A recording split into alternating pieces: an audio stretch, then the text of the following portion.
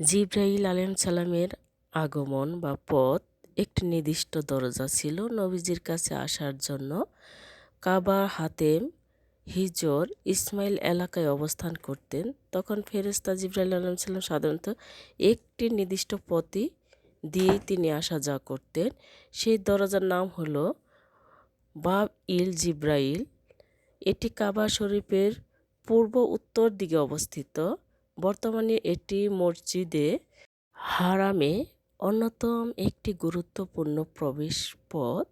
এই দরজাটি মূলত জান্নাতুল মুআল্লা বা হাজুন এলাকার দিকে মুখ করা। এই দরজাটি খুঁজে পাবেন কাবা ঘরের ২ নম্বর গেটের দরজা। জিবরাইল আলাইহিসসালাম যখনই কোনো বার্তা নিয়ে আসতেন বা কোনো যুদ্ধ শেষে, যেমন খন্দকের যুদ্ধ, নবীজির সাথে দেখা করতে আসতেন, তখন তিনি প্রায় এই পথটি ব্যবহার করতেন।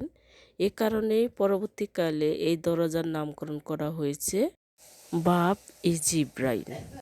নবীজি সাল্লাল্লাহু আলাইহি ওয়াসাল্লাম যখন কাবার ভেতরে বা চত্বরে থাকতেন, তখন জিবরাইল আলাইহিসসালাম প্রধানত নিচের স্থানগুলোতে অবস্থান করতেন। হিজর, ইসমাইল, হাতেমে কাবার উত্তর দিকে অর্ধবৃত্ত আকার দেওয়াল ঘেরা জায়গাটি। অনেক বর্ণনায় এসেছে নবীজি এখানে বিশ্রাম নেওয়ার সময় জিবরাইল আলাইহিসসালাম ওহী নিয়ে আসতেন। হাজরে আসওয়াদ, রুকনের ইয়ামানি এই কোণগুলো মধ্যবর্তী অঞ্চল দিয়েও তার আগমনের দিক পাওয়া যায়। তৎকালীন মক্কার ভৌগোলিক অবস্থান অনুযায়ী জিবরাইল আলাইহিসসালাম যে দিক থেকে আসতেন তা মূলত মক্কার উঁচু এলাকা বা উলিয়া থেকে কাবার দিকে নামার পথ ছিল। এই পথটি বর্তমানে আধুনিক মক্কার রাস্তা, দালানকোঠার কারণে আমূল পরিবর্তিত হয়েছে। তবে বাব ই জিব্রাইল দরজাটি আজও সেই ঐতিহাসিক স্মৃতি বহন করেছে।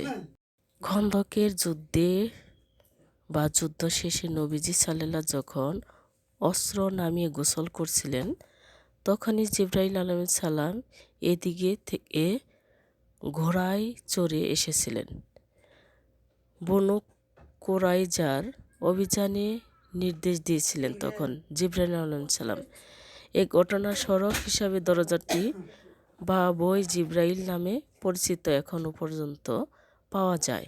ফেরেশতারা আকাশ থেকে সরাসরি অবতরণ করেন। কাবার চত্বরে নবীজি সাল্লাল্লাহু আলাইহি সাল্লামের সাথে ওহী বিনিময়ের কিছু বিশেষ স্থান চিহ্নিত করা হয়েছে, যেমন হাতেম বা হিজর, এই ইসমাইল, এটি কাবারই অংশ।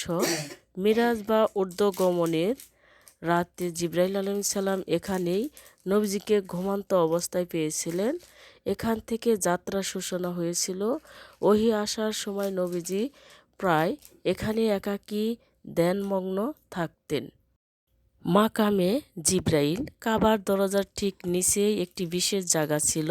সেখানে জিবরাইল আলাইহিসসালাম দাঁড়িয়ে নবীজি সাল্লাল্লাহু আলাইহি সাল্লামকে নামাজের নিয়ম এবং সময় শিখিয়েছিলেন।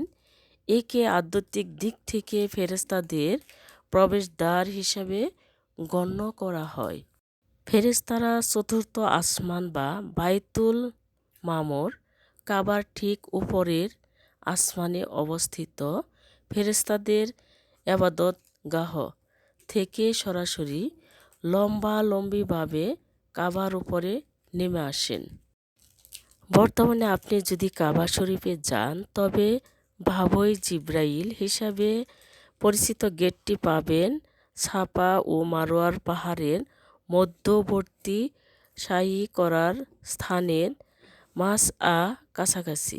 বর্তমান সৌদি সরকার সম্প্রসারণের পর এর নম্বর এবং জাঁকজমক বাড়ালেও এটি সেই আদি অবস্থানেরই দিকেই নির্দেশনা করে।